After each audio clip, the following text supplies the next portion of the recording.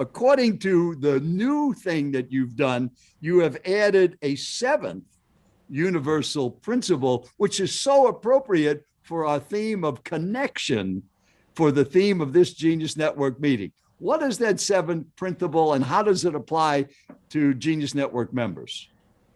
Okay, that's a good question, and it's a differentiator for the new edition as opposed to the other editions. I should just name the six principles and then go on to the seventh. But the principles are reciprocation. People say yes to those they owe.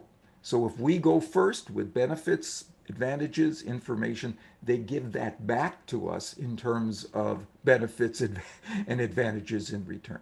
Liking, nobody's surprised that we prefer to say yes to those we know and like, but there are two very simple things we can do to highlight and enhance the rapport that people feel with us. One is to point to genuine similarities, another is to give genuine compliments. Third principle is social proof.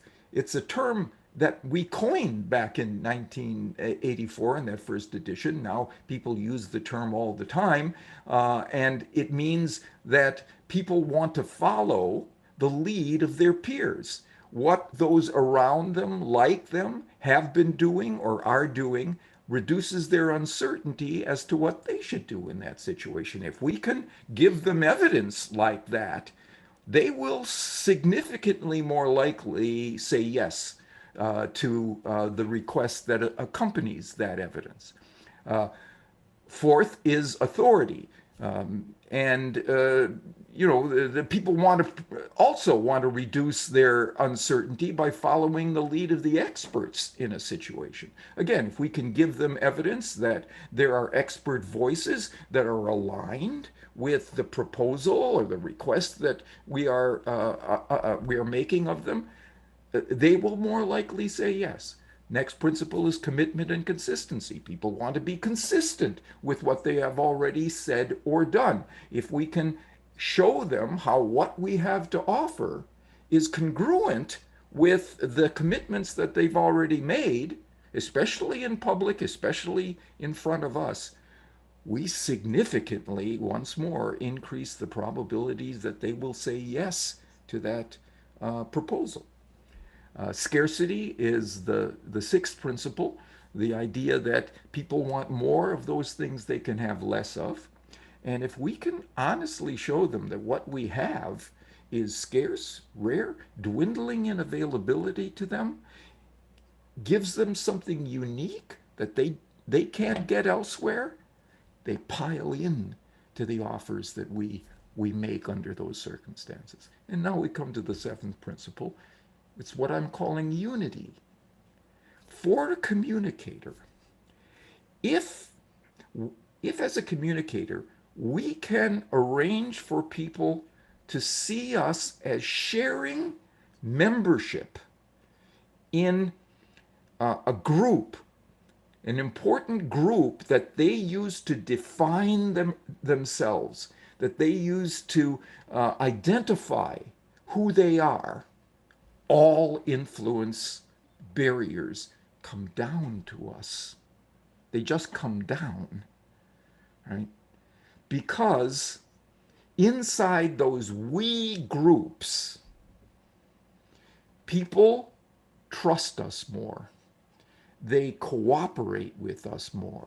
They believe us more. And for the bottom line, they say yes to us significantly more often. They comply with our requests, proposals, and recommendations significantly more often. And this is different from similarity inside the liking principle, where if we see that we have similar tastes or preferences or style orientations to other people, that causes us to like them more, and that's successful. This isn't similarity like that. This is similarity of membership in a category, a group that we use to define ourselves. Let me give you an example from a study that was done on a college campus. Researchers took a young woman, college age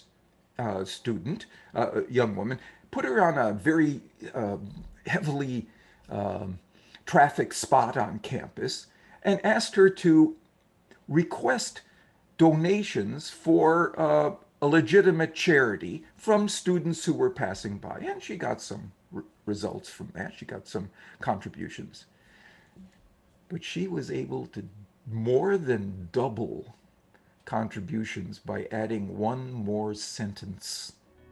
Hey, I hope you're enjoying this video, and I want to let you know that I have a new book that's come out, and if you'd like to get it absolutely free, there's a link below in the description, or you can wait till the end of this video, or you can simply go to joesfreebook.com and you can get a copy there. To the request, it was, I'm a student here too. I'm of you. I'm one of you. And all the barriers came down. And these college students who don't have a lot of money were 250% more likely to reach into their wallets or purses and make a contribution. Right? Let me give you a personal example of how this works, where you can identify an existing category in which you exist with somebody else, right? And simply raising that commonality to consciousness makes all the difference. A while ago, I had a project that I needed to complete by the end of the next day. I had to submit the project. And as I was reading through the final draft of my report that was going to request that the project be approved and funded, I noticed there was a section in the report that wasn't really compelling.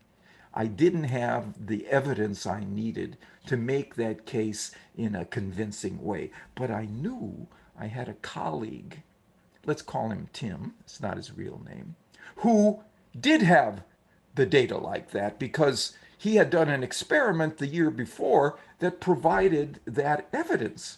And so I sent him an email. I said, Tim, I'm going to call you in a few minutes, but I want to put you on alert that I have this need for some data that you have in your archives. I have this problem. I have this report due tomorrow. I need it today.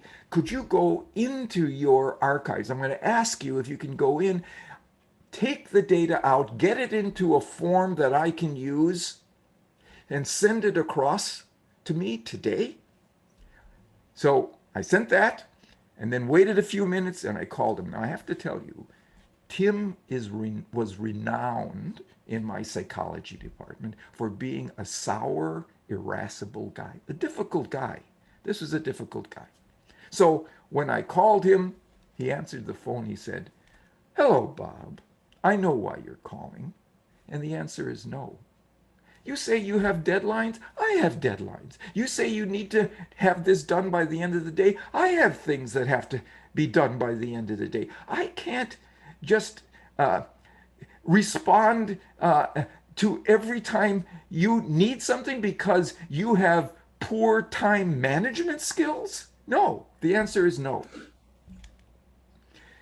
Before I read the research on unity, here's what I would have said to Tim. Come on, Tim. I really need this. I have this thing. It needs that the data that you have, and it also is due tomorrow. He had already said no to that. Instead, here's what I said.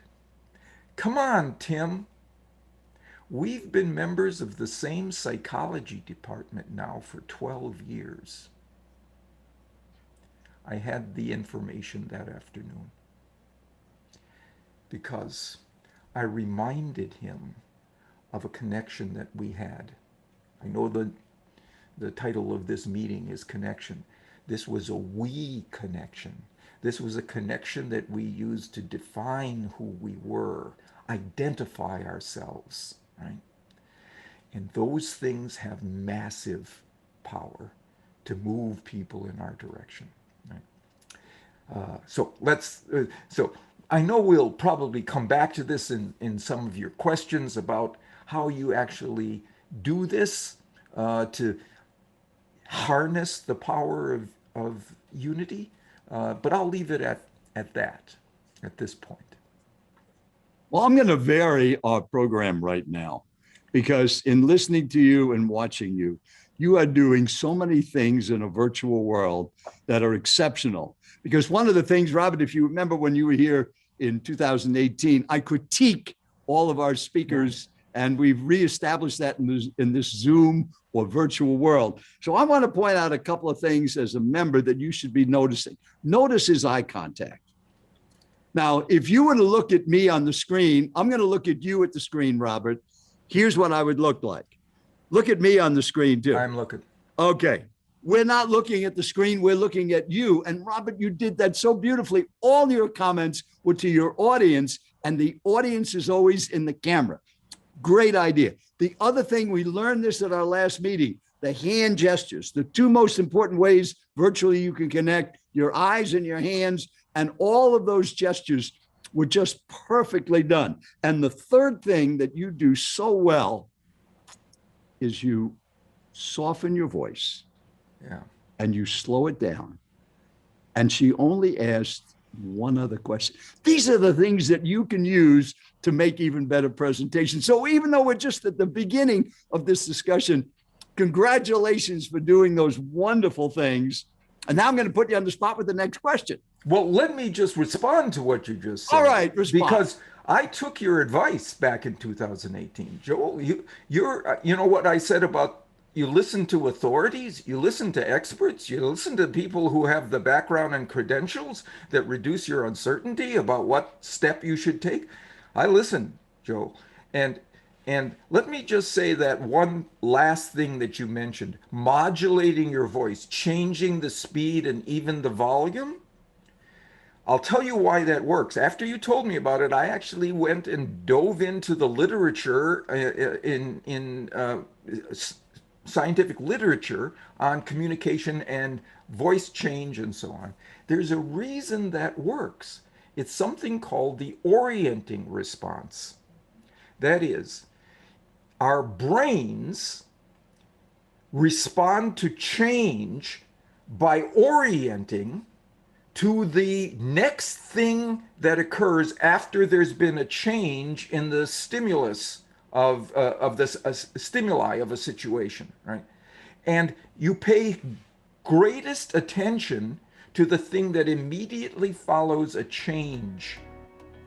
Hey, I hope you're enjoying this video, and I want to let you know that I have a new book that's come out, and if you'd like to get it absolutely free, there's a link below in the description, or you can wait till the end of this video, or you can simply go to joesfreebook.com and you can get a copy there. So here's the lesson I learned from you, Joel. You know where I want to put my most important or resonating information? It's immediately after I change the volume or the pace of what I am saying. Well, that is so wonderful. And I think it makes such a good point. Oh, that's not what you're talking about. Well, thank you for sharing that. That evidence was wonderful. Now, here's a little offbeat, but it's right into the new book that you've written. Next question. Since this meeting's theme is on connection, we have a number of members, quite a few, that are single, and they're looking for partners. Can you tell us the factor that online dating sites have found that makes a potential romantic partner most desirable, both to men and women? Right. Since this is now new to the book. How about that one, Robert? And I'm going to answer that in two ways. One is, how do you obtain such a relationship? How do you get that relationship, a good one with somebody that you haven't met before? And then there's another set of research I want to talk about. How do you maintain the strength and even bolster the strength of that relationship? So the first one, what is the one thing that online dating sites report is most likely to produce a connection between two individuals? People think it's physical attractiveness. That's what they report that it would be. But if you look into the data, that's not the thing that is most correlated with choice. the thing that's most correlated with choice of a partner. Yes, let's go out on a date. Let's take this to the next communication stage. It's similarity. We're comfortable with people who are like us, right? And if you can establish not just like us, but of us, and build in both similarity and that comes with through liking, and unity, a sense of deep shared identity, that's gold. Those are the things you should, in any initial interaction, search for, sample around, ask questions for, and when you encounter those commonalities, bring them to the surface. There was a lovely study done on negotiators, professional negotiators. They were bargaining, and because of all of the problems associated with people being in the same room these days, they were negotiating by email. Email is the most bloodless communication channel we've ever developed, right? There's no humanity there. Researchers had these individuals bargain by email, and under those circumstances, because there was such a lack of common humanity in the exchange, in 30% of the cases, they were stymied. They walked away with no agreement, no mutual agreement. Both sides just lost nothing. They got nothing out of it. But if the researchers had another half of the negotiators send some information to one another before the negotiation began, information about themselves. What are your interests? What are your hobbies? Where did you grow up? Where did you go to school? What was your major? These kinds of things in school. That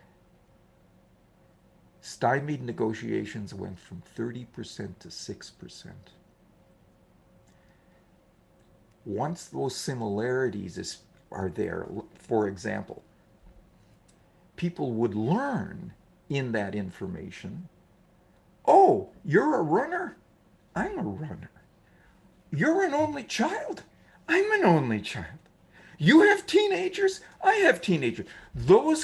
It was those connections, not the amount of humanizing information that was sent. It was the information that revealed parallels and commonalities that didn't exist before. So those are the kinds of things that when we are beginning a relationship and seeking arenas in which we can move forward with it, similarities is the platform from which you should start. Now, let's say you've got that relationship, and it may even be a long-standing one, let's say quite a few months, but there's a problem. There's some sort of difficulty that you're having with your partner, and you just can't seem to get over the top of it. It just keeps coming up. There was a study done in Texas. They took couples that had this issue, some issue that was preventing them from being entirely compatible. And they nominated one of the people and said, we want you to be the persuader to try to convince your partner to come into line with you on this. Right? And then the researchers said, you do that here in this conference room, we're going to leave. Well, they didn't really leave. They had video cameras going, they had tape recorders, they knew what was going on. And there were three kinds of persuaders who emerged from this. The worst in terms of effectiveness was the one that the researchers called the coercive punishing persuader, who said, you better do this for me or you'll be sorry, and I'll have to do some things that you don't want, that you don't like. Right? Not only was that a failure of moving the partner in the requested direction, it had a boomerang effect, and it actually polarized the partner to be further away. So we certainly want to leave that out as a strategy. The second was what the researchers called the rational, logical approach, where the persuader said, you know, if you'll just take a closer look at this situation, the problem that we're having, you'll see that my position is the more reasonable one. Yeah, now that didn't produce polarization. It produced laughter. They just, the partners said, oh yeah, sure, right. No change at all. But there was a minority, a small minority of persuaders who used the only strategy that worked. They simply said, you know, we've been together now for whatever the amount of months were. I really wish you'd do this for me. That's where I got my cue for talking to my colleague Tim. You know, Tim, we've been in the same psychology department. I wish you, for 12 years, I wish you would do this for me. That was essentially the same language that came out of this study of personal relationships, not business relationships, a personal relationship. They were the only ones who got change, right? And notice something about it. They added no new facts to their position. They didn't clarify the logic of it or the reasonableness, the rationality, none of it. They just pointed to a unit that existed. They pointed to a category. Couple. We are a couple. This is what I was so impressed with in those people who did it.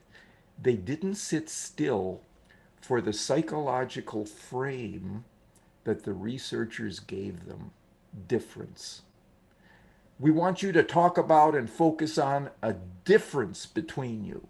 They said to themselves, yeah, there's this difference. But what characterizes us is something much larger. We are a couple. They raise the couple status to consciousness. That's all they needed to do. How many times have you had long-standing relationships with colleagues at work, with clients, with customers, and there's a new issue to be negotiated, to be hammered out? We would be fools of the influence process if we didn't raise the existing relationship to consciousness before we began. Because remember what I said at the outset, inside that relationship, people trust us more. They want to cooperate with us more. They believe us more. And they want to say yes to us more.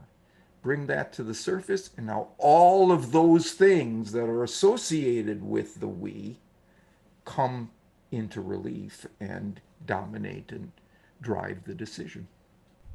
Let's talk about influencers today versus influence when you first wrote influence. And so we've got a whole category of people that want to be famous. And there's a lot of pursuit of status. And look at me. And it's quite seductive because I like it when people think I'm cool. I like it when people admire me. And I also know there's an ego there that could get misinformed by thinking I'm so damn special because, you know, let's take, for instance, that video. We show this video, right? So someone made a movie about my life. That propaganda piece was not created by me. It was actually done by one of my clients. And made a movie about me, which was, I was worried because I was like, oh, is this going to be sort of a fluff piece? And of course, it's got social proof. That's a perfect example of positioning. And so I think of marketing as anything you put in front of somebody is marketing. How do you position yourself, right? So we know each other, gave everyone a copy of my book, show a video, there's that sort of stuff. So there's this whole world of influence. Look at me, look at me, look at me. What's the dark side of it?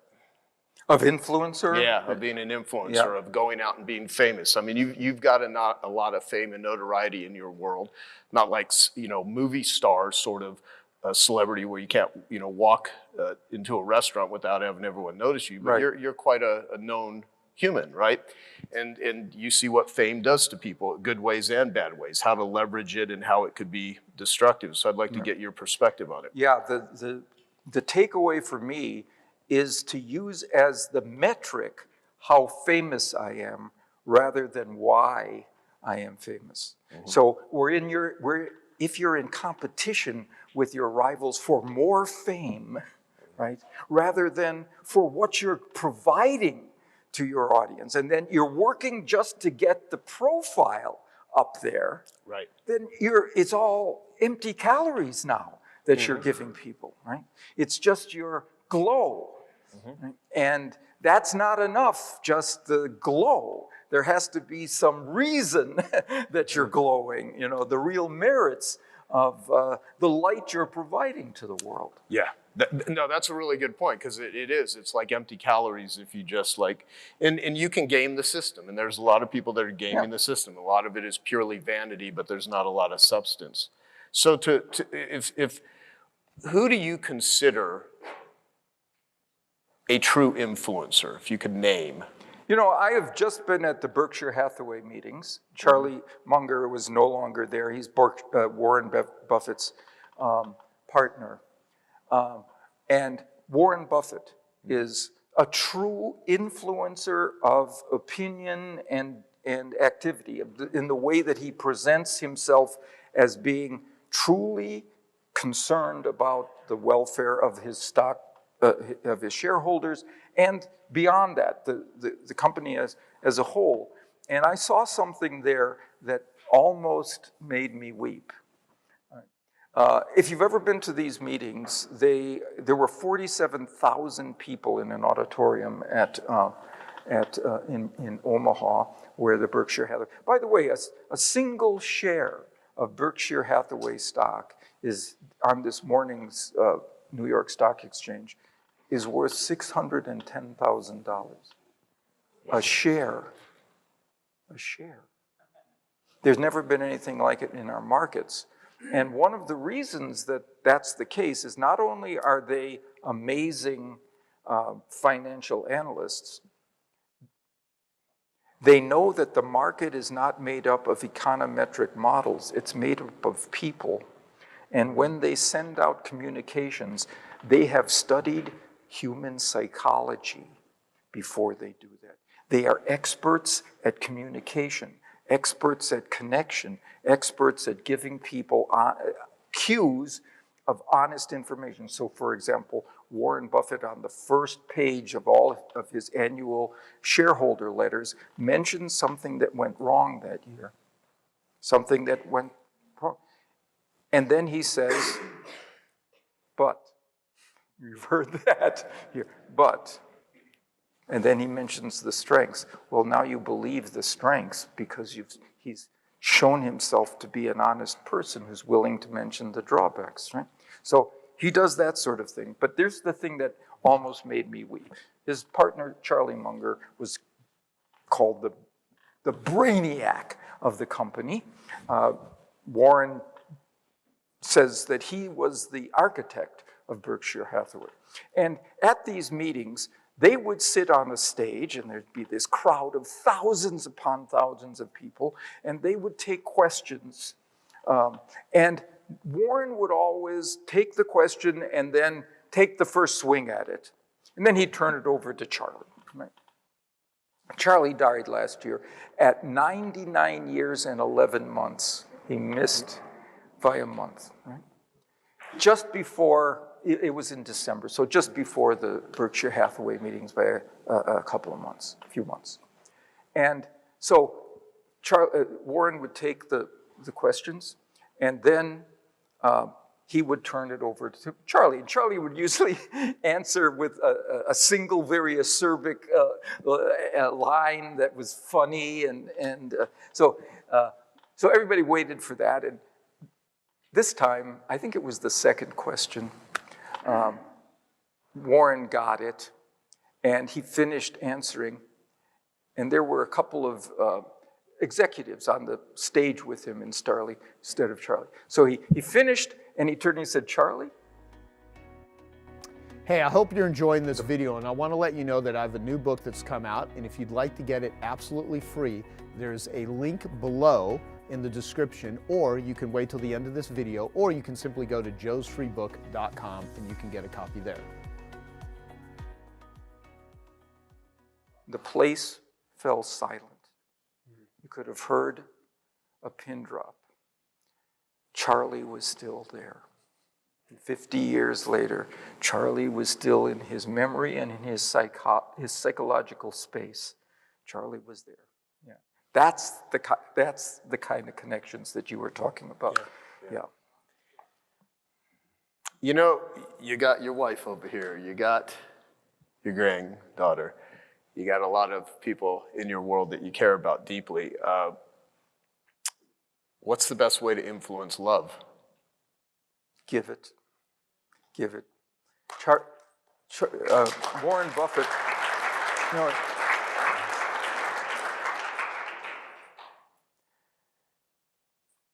he said the best, this is Charlie Munger, the way to be the best spouse is to earn it. And then you get the best spouse in return. Wow. Earn it. That's how you get love. You earn it. That's great. You show people the approval you definitely feel of them. You don't hide it. You don't try to worry about hierarchies and so on.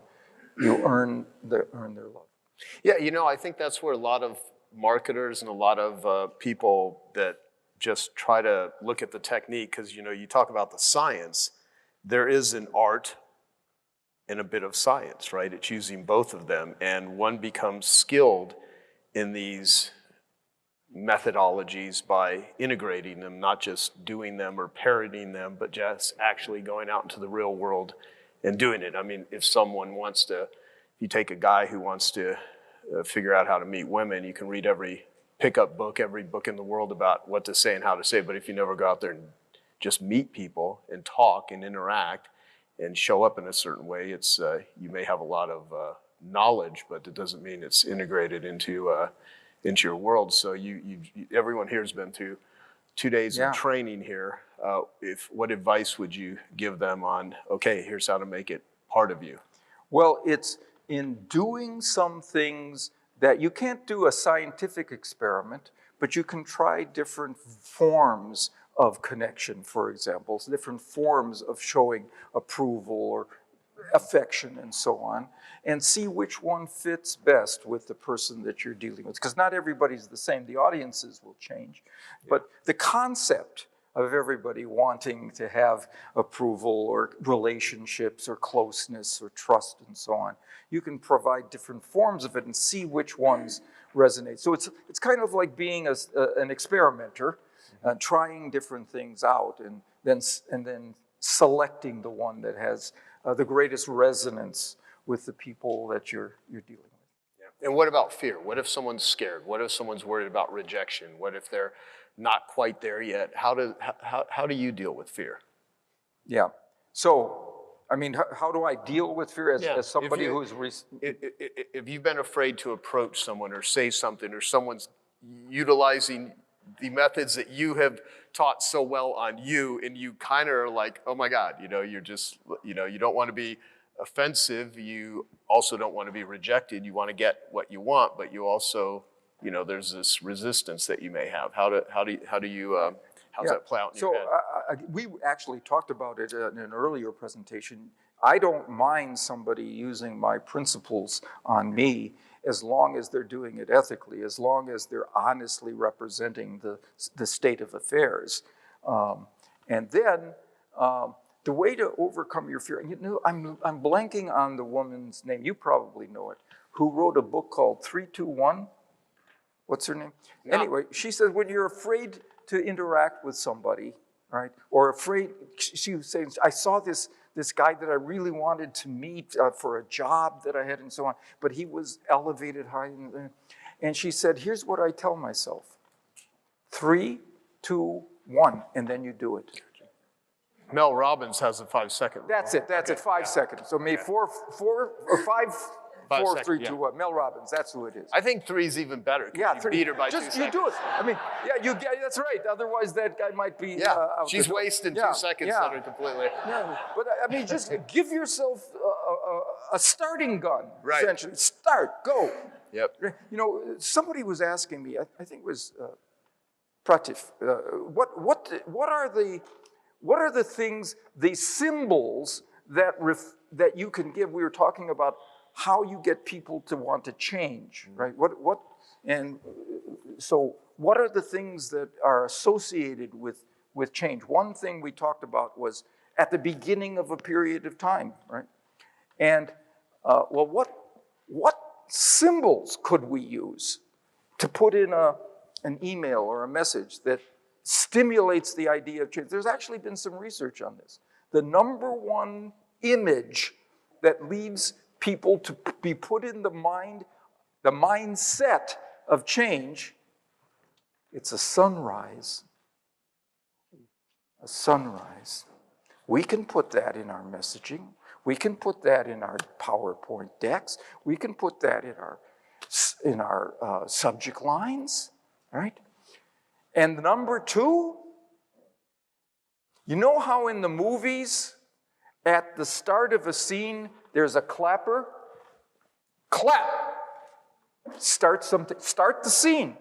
That's the number 2 one that's associated with the motivations and the intents to change. Clap, start. That's like 5, 4, 3, 2, 1, go. Yeah. I'll tell you something. This is an interesting thing. We talk about 25 years that like it was yesterday, because it feels like yesterday that we were at the Wigwam having dinner with Eben and Babette and hanging out. But I had an experience a couple of summers ago. I had somebody come to one of my Breakthrough Blueprint events, and she was 30 years old, young, bright, young, go-getter, marketer. And in that moment, I realized, she was born in 1990 is when she was born. And I thought, wow, we've got a whole new generation. I bet a lot of the people that are listening with us even on the Zoom here are, 30-ish type of people who weren't around when when influence first came out. So I think it'd be good if you could maybe tell a little bit about the background of your work, because it's been kind of defined your life's work since then. Well, as your very gracious introduction suggested, I started out as a traditionally trained and traditionally practicing academic, doing research on my college campus with college sophomores pretty much as the students in laboratory settings, and recognized there was something missing there. And I needed to get away from those academic constraints into the environment where the influence wars are being waged every day, after all. We're always either sending out influence appeals or receiving influence appeals of one sort or another every day. And there are certain people who know how to do this because their economic livelihoods depend on using the influence process properly and effectively. And it seemed to me that those professions, sales, management, recruiting, fundraising, marketing, advertising, and so on, those were the people who really knew what I should be focusing my thinking on. So I began to infiltrate their training programs with disguised identity, disguised intent, to learn what they had done that produced yes from people regularly. And I spent 2.5 years in that undercover activity to learn something beyond the college campus where I had been studying this process. And I remember you saying how it was initially because you wanted to learn about these things, not to be a practitioner of them, but to protect yourself from them, or to help people protect themselves from the sort of illicit use of those principles, so Right. that people could recognize them. Exactly. Recognize, resist, deflect, defend. Yeah. But it turned out soon after the publication of Influence that a lot of people were interested, besides that, Yeah. in harnessing the process Yeah. in ethical ways, in morally responsible ways, to move people into positive choices that they Mhm. could make, that they were hesitant to make. They were sitting on the fence. They just were dithering. They weren't thinking through what exactly the costs and benefits might be. The Mhm. merits of one's case were simply not being presented to them in an optimal way. And Mhm. so they wanted to know about optimization of the persuasion process for that reason as well. That's what I found when I first started studying it. Like I've always told you, is from the moment I read your book, just the understanding was like having a pair of 3D glasses. All of a sudden, that you see the mechanisms that are at work and why things are turning out the way they are, and the um, this kind of underlying understanding of influence has really helped me in applying the marketing principles then that you can overlay on top of that when you've got an understanding of why people are reacting, how our brains are responding to things. And one of the greatest phrases that you used in the description is that when these are presented, they trigger this click whir pattern, that it's almost like an autopilot thing when somebody is presented with this with into the right circumstances, one of the elements of influence. It's almost like instinctual. We can't even, it's not they're not reasoning or thinking it, it's just happening automatically. And you know, the thing about the click that you were talking about, the thing that triggers Yeah. their response, it can be a very small thing. Hmm. You know, I like the metaphor of a light switch. Hmm. Uh, Suppose you were in charge of lighting a stadium, you know, for a night match or game of some sort or another. You're down in the bowels of the stadium, and there's a there's a switch that you just flick, and suddenly everything is illuminated. All Hmm. of a sudden, things are possible that weren't possible before. It didn't take a lot of strength or effort or time on your part. You just had to know how to locate that switch. Hmm. And then it's just a little bit of effort, and all of the power that's stored in the power system of Hmm. that arena Hmm. flows because of that small thing you did. It goes against the rule of proportionality. There's a belief that in order to get big effects, we need to do big things Right. to change people in Hmm. substantial ways. It's just not true. There Hmm. are big power sources inside people, and our job is to locate the switch that flicks them on, that then drives their behavior. Hmm. Now, I'm going to ask you, so when Joe Polish and I did our first I Love Marketing conference, it's all about our 8 profit activators. And he asked me a question that was just funny because he asked me, do I know all the 8 profit activators, like without looking? And I'm going to ask you just for fun to just maybe quickly name what the 6 elements of influence are so we can set the context for what we're talking about here. Sure. Would you prefer that I just label them and how they work, or give an example? Let's just kind of name them first, and then we'll pick kind of Yeah, and go through some of them because that we've makes got sense. so many stories. Yeah. So the first is the rule of reciprocation. People want to say yes to those people who have given to them first, done a favor, a service, provided a gift, people want to give back. So you go into a room where you want to be more influential, your first question should not be, who can help me here? It should be, whom can I help here? Whose circumstances can I elevate? Whose outcomes can I increase? They will stand on the balls of their feet wanting to do the same for you. Mhm. Next principle is liking. Nobody's surprised that we prefer to say yes to those we like, but there are two small things we can do that substantially enhance the feeling of rapport that people feel with us. And one is to point out genuine similarities, and the other is to give genuine compliments or praise as warranted. Right? Next principle is social proof. This is a term, by the way, that's used.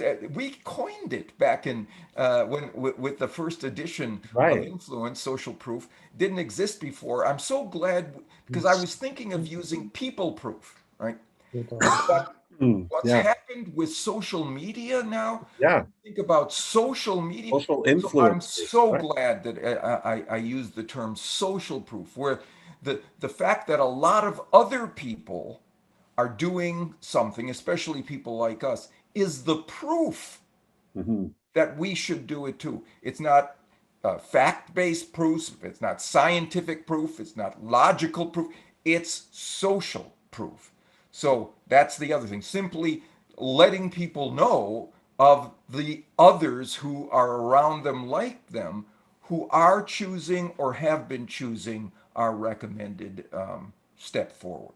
Robert, what year, before you continue, what year did the first book come out? The first book came out in 1984. Okay, so this was well before anything with the internet. I mean, it was really okay because I was turned on to it in 1996, as you know. Yeah. So it No, had already been out for 12 years, but that was just at the very beginning of the internet. So I'm sorry for interrupting your train, but no, that's exactly. The people say to me, Bob, your book is called The Bible of Digital Commerce. There oh yeah, wasn't digital commerce. How absolutely. did you see how did you foresee this? How Mhm. did you look forward and see this 40 years, 35 years later? Yeah, And it was by looking back right. at what were the factors that have always driven behavior Mhm. in our species. You look Mhm. back at the evidence to be able to predict how we as a species will behave in the future. Yeah, love it. Okay, so social proof. Then carry on. Next is authority. If we're uncertain about something, one way to reduce our uncertainty is to see what the experts are saying Mhm. and what they are doing. And if we have expertise, we have to be sure that the people who we're trying to move in our direction are properly informed of that Mhm. before we ever try to influence them. Mhm. Next principle is the principle of scarcity, right? Uh, People want more of those things they can have less of. It's just the way we are, right? Mhm. So things that are rare, scarce, dwindling in availability, if we properly inform people of those characteristics, they get a little crazy to I'll have tell them. you what, that's the absolute truth. I've got some. I'm hyper vigilant of what's going on in my world because I'm aware of all of these things, and so I always kind of observe the situations that I get into, and I see how influences at work in my life too. And I'll share a couple of stories with you as we go on, but Please. please continue. Yeah. Then the next principle is commitment and consistency. People Mhm. want to be consistent Yes. with what they have already said or done, especially in our presence, Hmm. especially publicly. They Hmm. don't want to say one thing, do another, or misspeak by saying one thing and then contradicting it the next time. They want to be congruent with what they have already made a commitment to. Hmm. So asking people to take very small steps in our direction causes them to be much more likely to want to continue to take steps, even outsized steps Hmm. in our direction in the future. Hmm. Right? And then finally, there's a new principle That's what I was going to ask you about. So now this is exciting that you got to the point, that's master work of the 6. And then in revisiting now, you've discovered a final, a new one. Yes, and I'm calling it unity. I love that. But it has to do really with membership in a particular group, Yes. right? A tribe, Mm-hmm. some in-group that defines us. And if a communicator can arrange for us to see him or her as inside that group, one of us, Yes. all the influence barriers come down for that communicator. Mm-hmm. We say yes to those people, we cooperate with them, we believe them, we trust them. Those people who are of us become people who we want to favor and follow. So let me ask you this, Chris. So what's the most valuable negotiation technique or strategy that you've ever learned, and why is it so valuable? Because you know a lot of them. You know, one of the simplest ones. All right, let's go with simplest. Mirroring, repeating the last 3 words of what someone just said. The last 3 words? Yeah, you know, the last 3 words. Just repeat the nice job, Dean. I know what you're doing to me. I know what you're doing. How dare you? Just fell for it right away without How even. dare you? How dare you put me on me?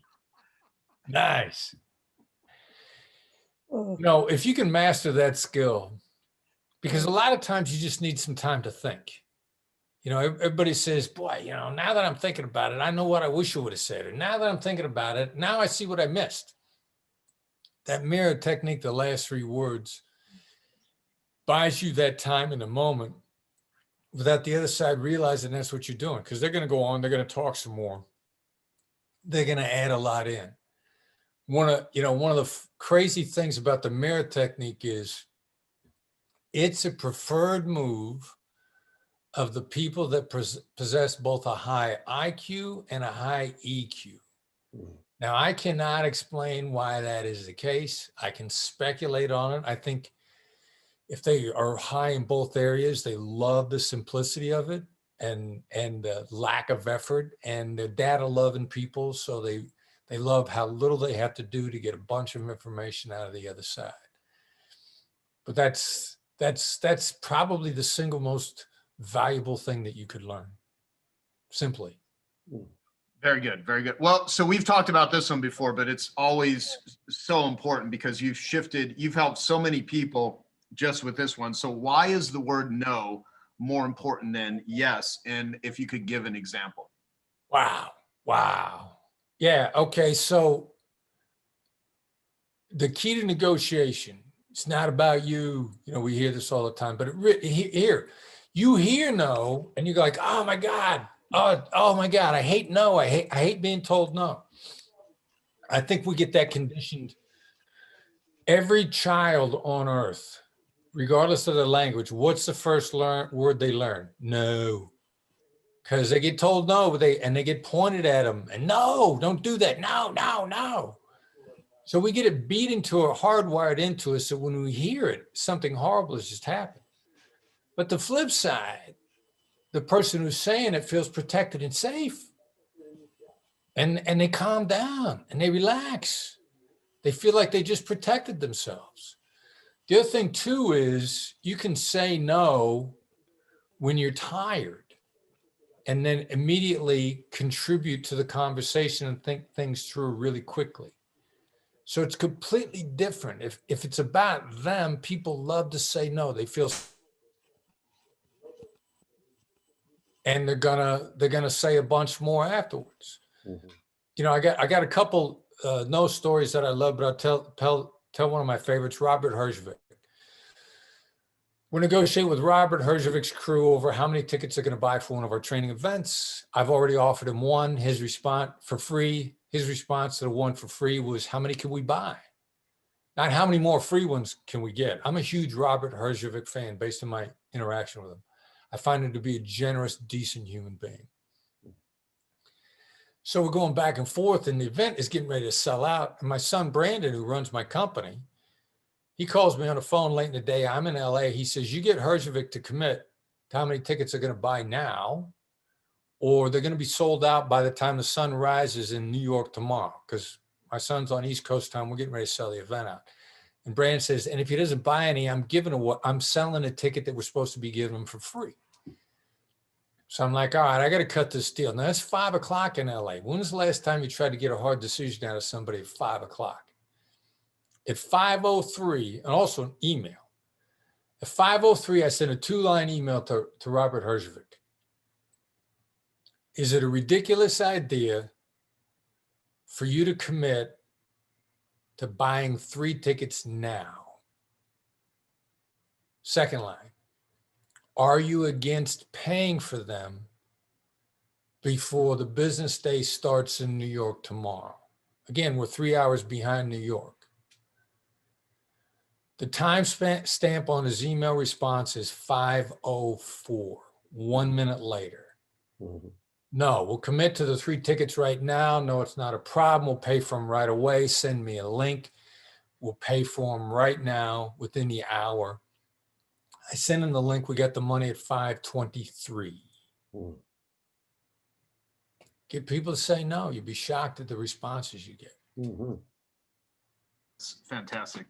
That's awesome. So there's some questions that people have, but what I'm going to ask everyone, save your questions. When we open it up for Q&A, I might ask you to repost them because it's sometimes hard for me to track everything and be present here too. So, so Chris, how might an entrepreneur use these strategies and techniques that you teach to better understand and serve their clients? Well, yeah. I mean, first of all, in simply understanding them better will help you serve them. You know, all right, so let's say you're the favorite. And let's say that they're elf, they're not half. They want you to dial into them. You know, you want to be open to a better deal, which is you tailoring your services to them so that it better serves them and it's more lucrative for you. Because first of all, I'm going to presume that everybody on this call believes the same thing that I do, that you over deliver. So first of all, if you're over delivering, you were a bargain of whatever you were charging anyway. Which means if you tailor your service, your good of service, so that it's a better delivery for them, you're worth even more. Yes, you want to get what you do. No, don't be greedy. Don't grab with both hands. But when you provide a service that's worth it, you are entitled to be paid. So the more that you listen to them and understand them, and I'm here to tell you, there are ways that you can tailor whatever you're providing that would be easier for you to provide it, which means it would be more profitable for you and it would be better for them. So be willing to engage in conversations and be open to that. And then, you know, the other crazy thing is there might be something really counterintuitive that'll make it profitable for you in unexpected ways. And one of my favorites is, you know, our mutual friend, Dan Sullivan. And he's talking about his book deal. He's talking about listening to me, never split the difference. And we pay Hi, people. sorry, I pushed the wrong button. We pay people what they ask us. You know, I don't pound people on price. So Dan turns around and gives every dime of the book proceeds to Dan and Tucker. Ben and Tucker. Sorry, Ben and Tucker. And then Ben and Tucker says, Dan got the last drop of my blood. When you're not greedy on the price term, what the other side gives you back might be worth 10 times what the dollars were worth. Mm. And those guys, I think Ben and Tucker would die for Dan. Yeah. Mhm. Yeah, and that's see the beauty of Dan too is, and I think it's one of the reasons. I mean, heck, me and Dan have done podcasts on this. Is we like reciprocal people. You know, we like people that are generous. We like people that are useful. And it's just so much easier that's what an ELF person is. People keep asking, what does ELF mean? ELF is easy, lucrative, and fun, and half is hard, annoying, lame, and frustrating. It's actually a term I got over 20 years ago from my friend Mark Schneider, who unfortunately passed away earlier this year. But I heard him say ELF years ago, and I said, I'm going to develop that into something, because I started thinking of all the different business methodologies you can use in terms of marketing and the stuff that me and Dean Jackson teach on I Love Marketing.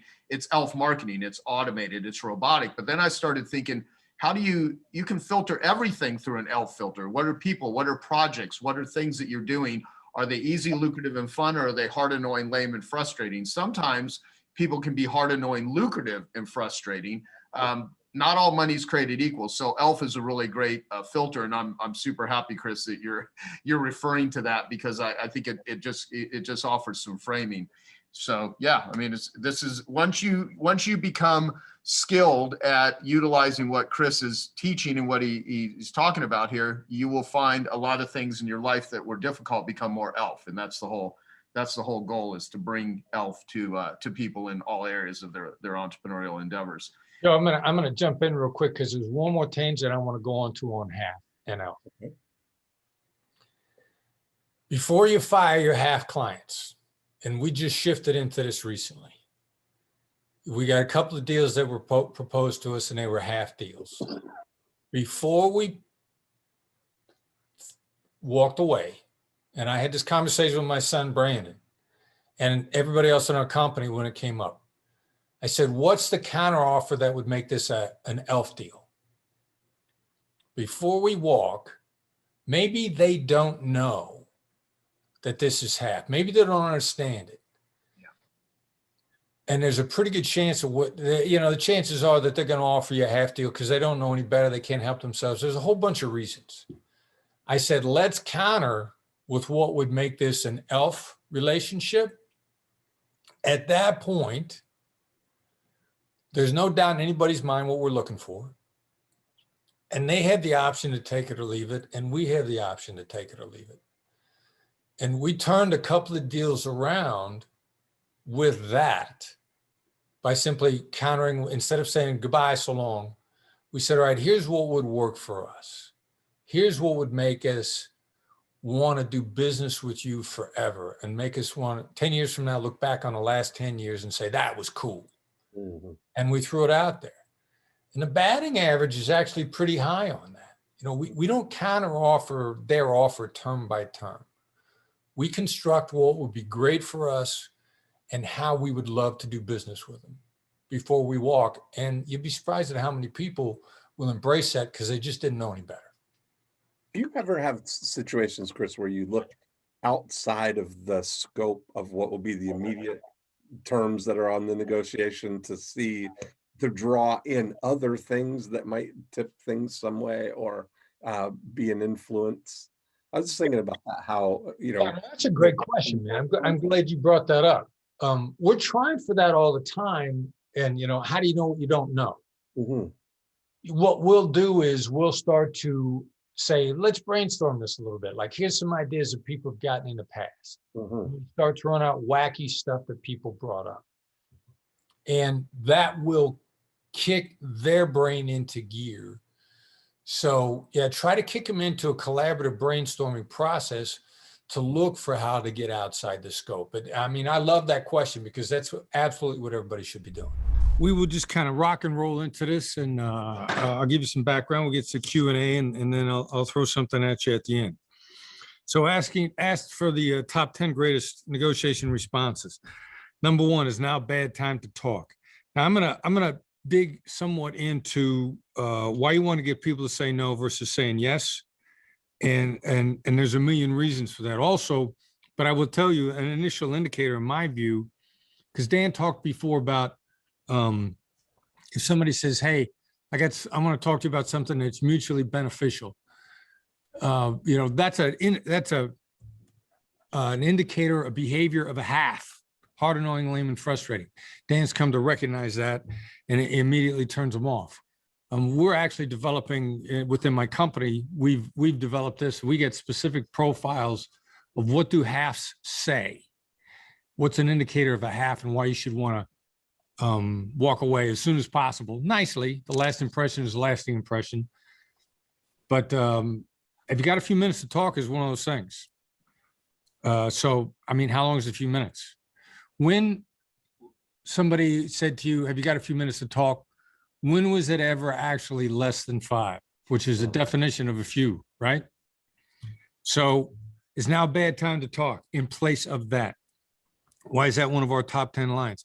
There's only one of 2 answers. And this is why Howard asked me to do a fill in a blank.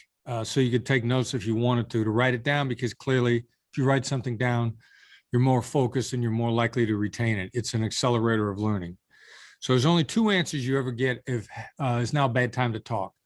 One of them is hesitation, and they say, why no, it's never a bad time to talk. Go ahead, what do you got? When someone responds like that, you've got 1,000% of their focus, which is what you called for in the first place. Their focus, their attention, as Dan said. You got their attention.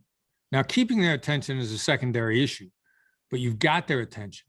Now, what happens when you say, have you got a few minutes to talk? Well, they think, how long is a few minutes? What do you want to talk about? When's my next appointment? That's what goes through people's minds when you say, have you got a few minutes to talk? What does that mean? You do not have their attention. You just blew the first 7 seconds by clouding their brain with those thoughts.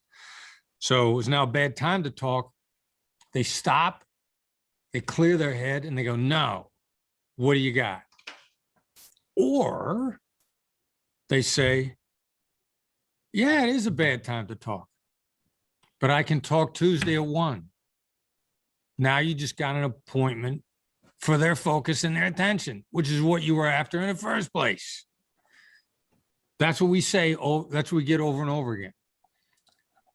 I remember seeing this come up in a thread on LinkedIn once, and somebody on LinkedIn, you know, the level of discussion in there of people clinging to their own beliefs.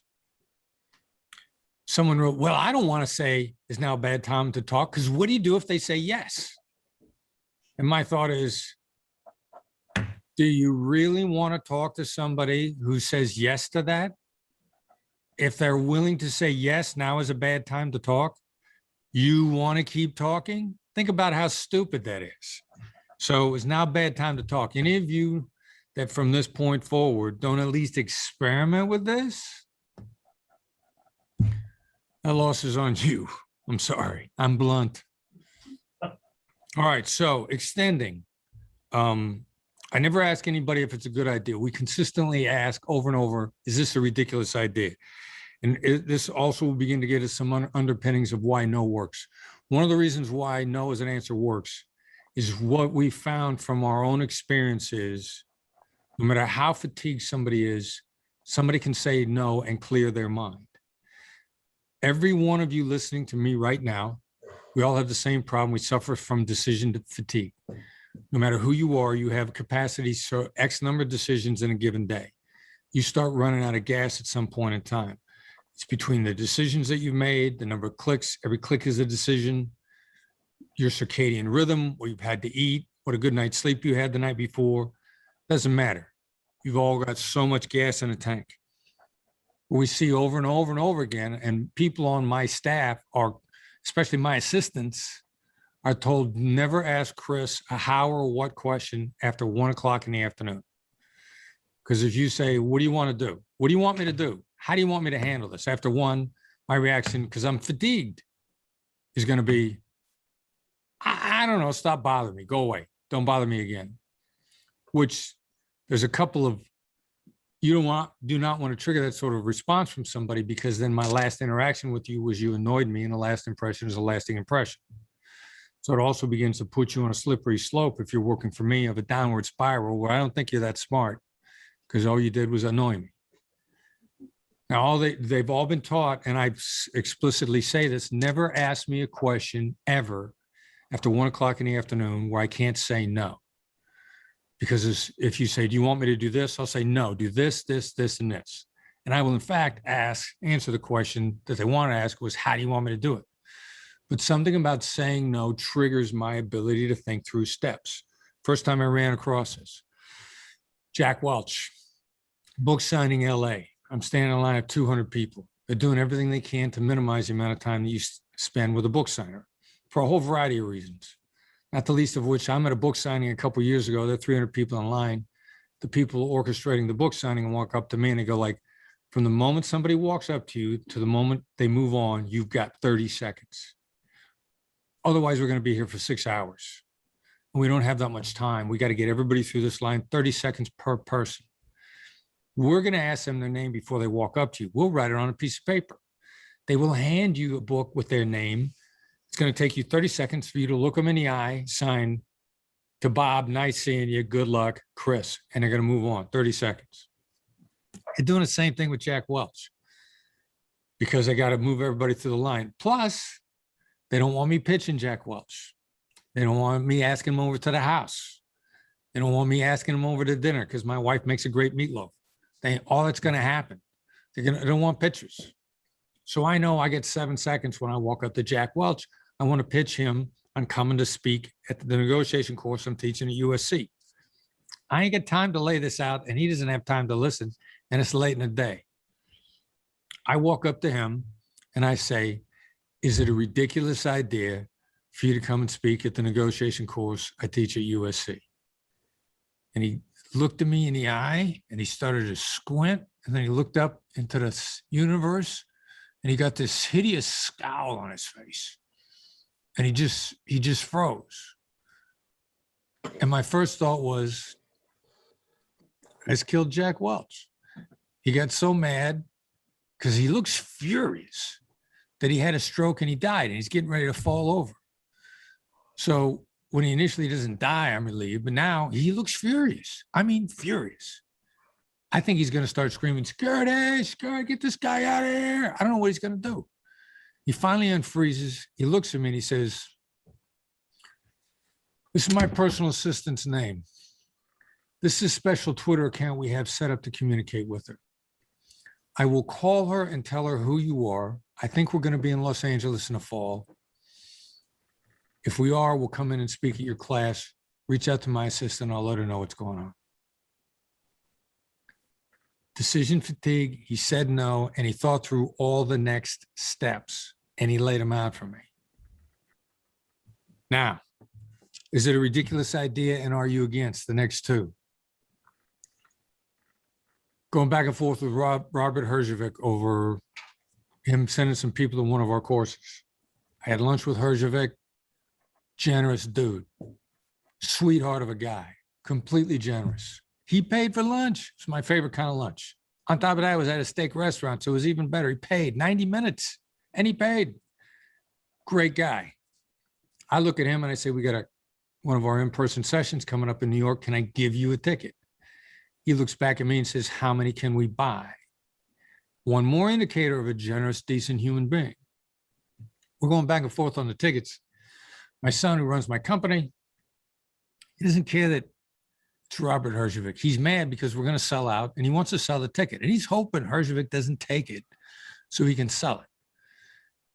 He's on the East Coast. We're on the West Coast in LA. Herjavec's office is in LA. I was living just up the street at the time. My son calls me at 4:30 in the afternoon, 7:30 in New York. He says, you get Herjavec on the phone and get a commitment for the tickets before the business day starts tomorrow, or I'm selling these tickets and we're going to sell out because we're on the verge of selling out now and you're holding up the whole circus.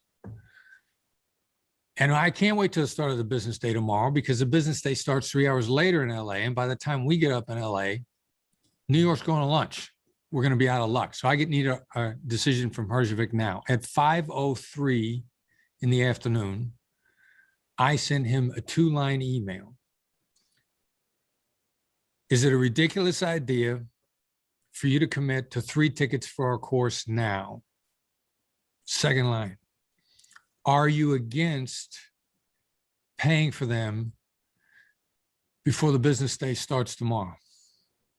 That's a 5:03 email. Again, decision fatigue, 5 o'clock in the afternoon. When was the last time you tried to close somebody with a hard decision after 3 o'clock in the afternoon, let alone after 5? The email response from Herzvik comes back at 5:04. No, we're willing to commit to 3 tickets right now. No, it's not a problem. My assistant will be in touch with you within the hour and will pay for the tickets. Tickets are paid for at 5:23. I've got all the emails timestamped. Our favorite negotiation one-liners and why. All right. Number 4, have you given up on? What's the context? This is context driven. I see a lot of people trying to manipulate me who've learned this, and they'll send me in an opening email, have you given up on doing business with us? Well, now I have, because you just tried to manipulate me with one of my tools. Now, I don't mind if you use my tools with me, but if you want to use them against me, I smell it really quickly. So any of you that want to try, have you given up on as an opening line, it's going to sound harsh.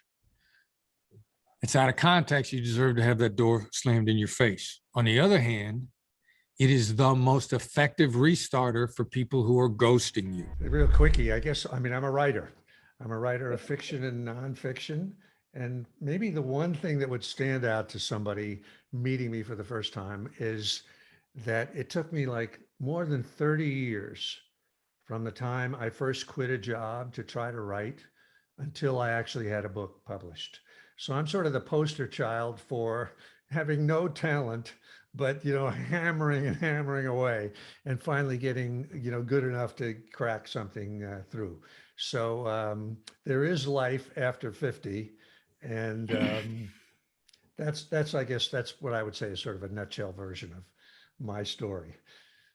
Well, here's one thing too. You both are you're the same age right now. At the time we're doing this, you're both 78 years old. Mm-hmm. And Dan, I think before we started recording, you said that who's 6 months older? Yeah, I think, Stephen, if I remember, you're November of 43, right? Yeah, September, actually, yeah. Oh, September of 43, and I'm May of, I was born 2 weeks before Normandy, before the Normandy invasion. So I was born right at the, you know, the last year of the Second World War. And that had a lot of influence. I mean, I would say that being born at that time has been very, very influential. And I don't know if you found that too, because all the adults that you were surrounded with for, you know, like the first, right through my teenage years had, you know, some of them had World War I experience, they had the Great Depression experience, they had Second World War experience. And it was a big deal, you know, I mean, you could tell that really big things had happened in the world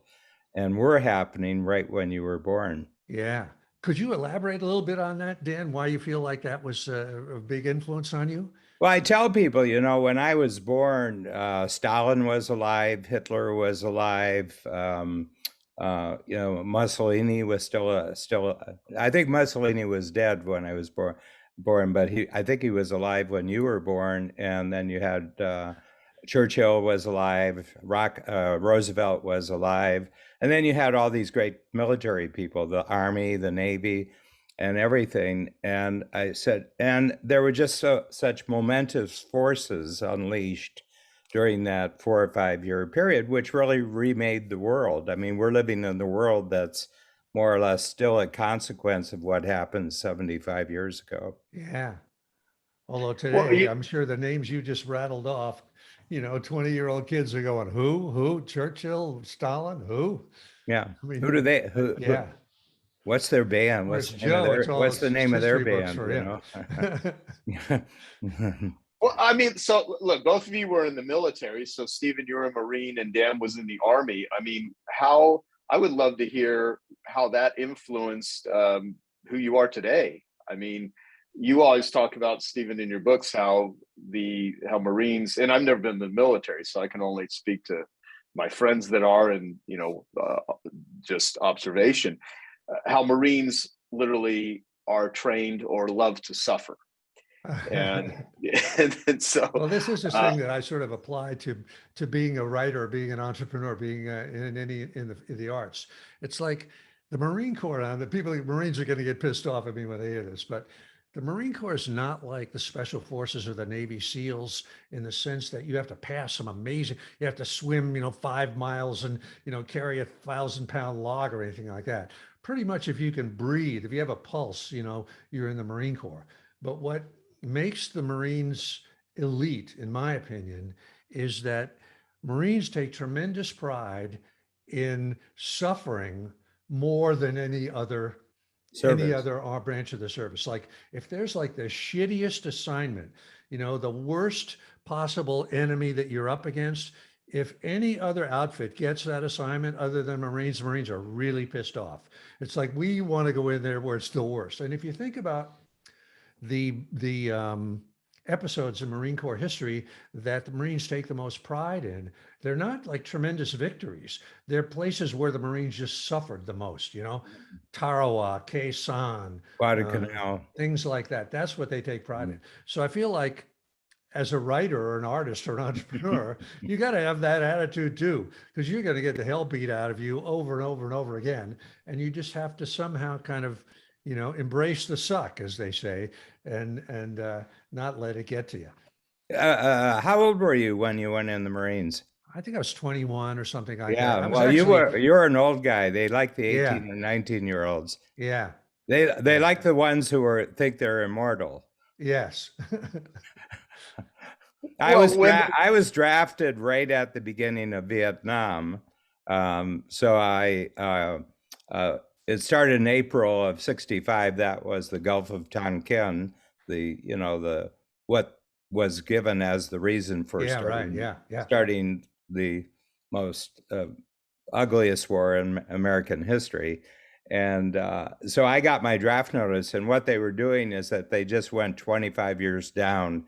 And, I was 20, so 45, I was 65, I was 21. And if I had been drafted, I wouldn't have enlisted. But when I got there, so it's only 2 years, and I got to basic training, and I just heard people talking about, boy, this is a waste of 2 years and everything else. And I said, I am totally not going to waste these next 2 years. I'm going to squeeze every bit of value as I possibly can. So and long story, you were thinking like you're thinking now. Yeah.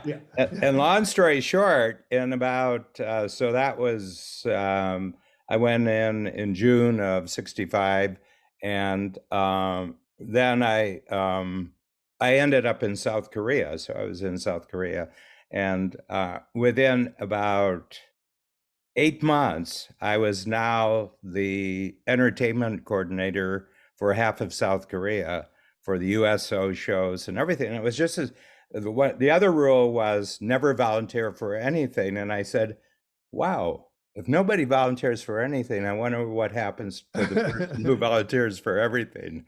And the doors just open up, because most of the Army people, they're lifers, the sergeants, the officers. And when that draftee comes in, he's really excited and really enthusiastic. They just knock themselves out to open doors for you and give you opportunities.